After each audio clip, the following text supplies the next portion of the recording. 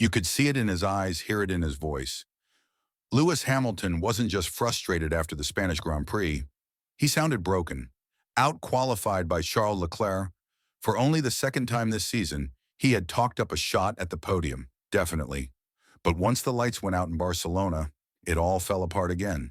Passed by his teammate, dropped back in the pack, overtaken by a Sauber, and on the radio.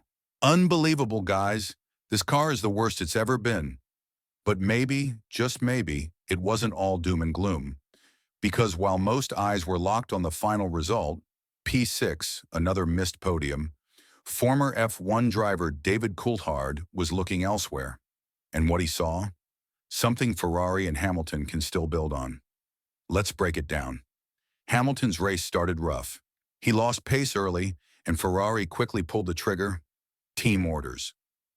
Leclerc got the nod, breezed past, and never looked back.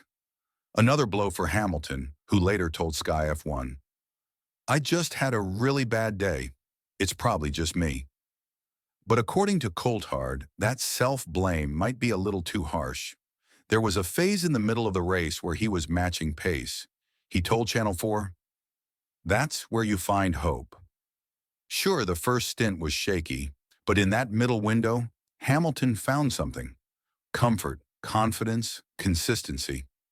It didn't last, but it showed there's still life in this partnership. Coulthard summed it up perfectly.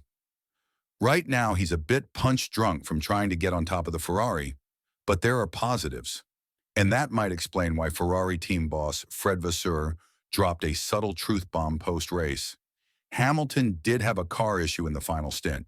He wouldn't say what exactly, but he made it clear this wasn't just down to Lewis. He did 70% of the race ahead of Russell, Vasseur reminded the media. Then the issue hit, and the result went south. So yes, Hamilton's still chasing that first Grand Prix podium in red. Yes, he's 115 points behind Oscar Piastri in the standings. But no, this isn't the end of the story.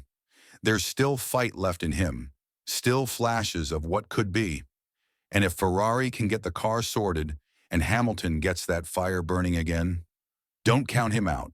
For more raw insight, behind-the-scenes radio, and the stories that go deeper than the press quotes, hit like and subscribe to F1 Leaks. Because what's happening at Ferrari is far from over.